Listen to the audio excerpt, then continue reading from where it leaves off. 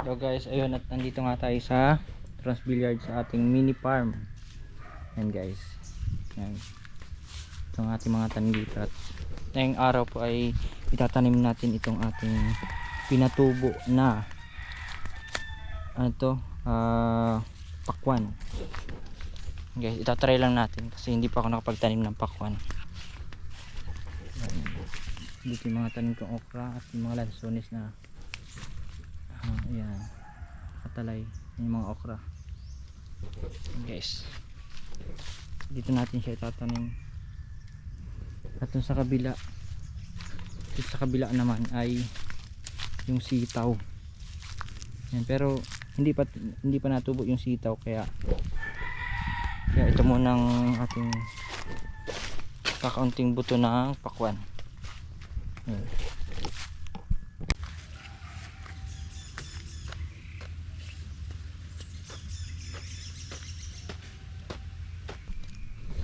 And guys, sa pagtatanim ko pa pala nito ay hindi na ako naglagay ng fertilizer, kasi nakita ko po ay mataba na yung lupa at siguro abunahan na lang natin siya 14-14 or 16-16 para sa paglaki niya. Guys,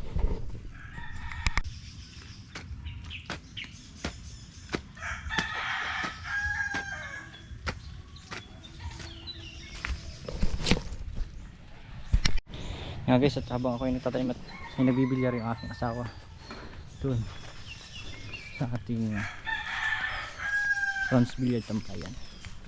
Yan. May kaway. Yes. Tatanim natin guys ang ating pinatubo.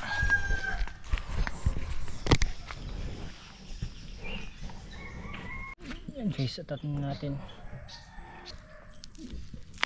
Yeah. Guys, ang tanim ko nga po pala ay tatlo. Yung iba naman po ay ang ginagawa nila ay isa-isa, minsan dala-dalawa ang karamihan, pero po sa akin ay tatlo kasi ang space ko po ay maliit lang. Yan.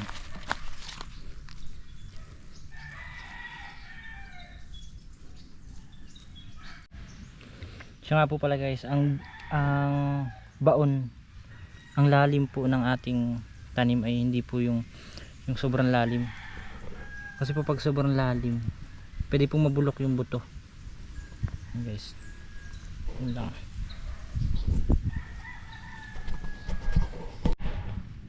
Yan guys, patapos na natin na itanim itong ating pinatubong buto ng pakwan. Ayan guys, at ito na yung last.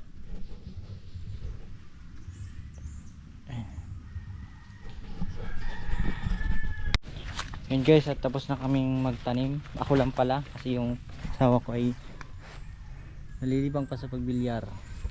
Guys, nga pala aking mga pananim dito.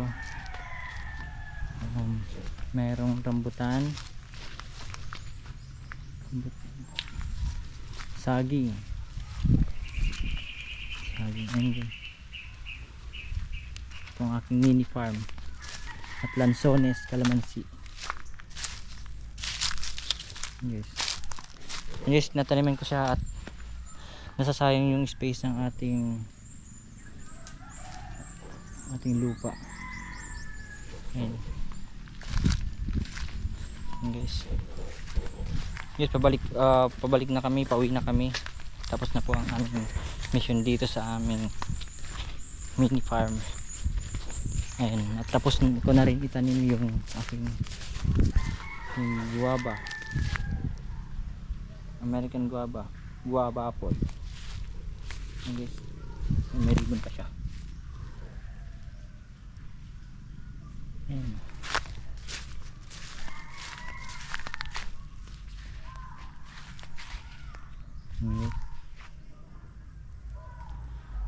Ayan guys, medyo mainit, mas magandang magtanim kaysa yung maulan. Kaya ito yung napili naming araw na itanim itong mga pananim namin. Ngayon ay aani kami ng okra. Medyo patanda na tong aming okra, pero may mga pailan-ilan pang bunga. Yan ang aming lansones. Medyo dikit-dikit siya, pero okay lang naman siguro yan. Mas advantage yan sa bagyo, pag may dumating na bagyo. Yan. May, kano may okra? Yan na. Kamay.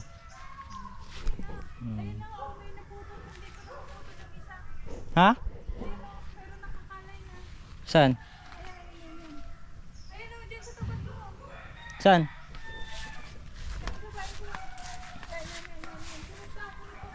Ito?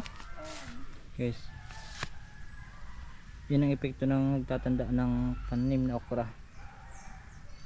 Di na siya diretso, natiko na yung dulo niya. Ayan natin siya.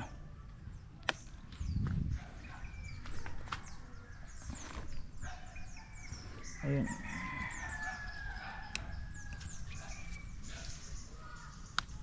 Saka hindi siya ganong malalaki, di tulad ng mga una.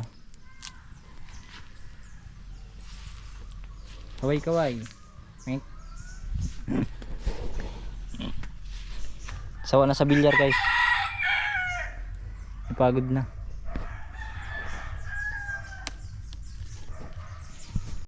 Ayun guys, at tapos na akong mag-ani ng okra. Ito lang naani ko.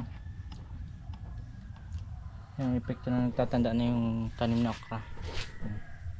Tungka na. Tungka na day. Maday. Ano? Mamaya may maglalap dito. Yes. Okay guys.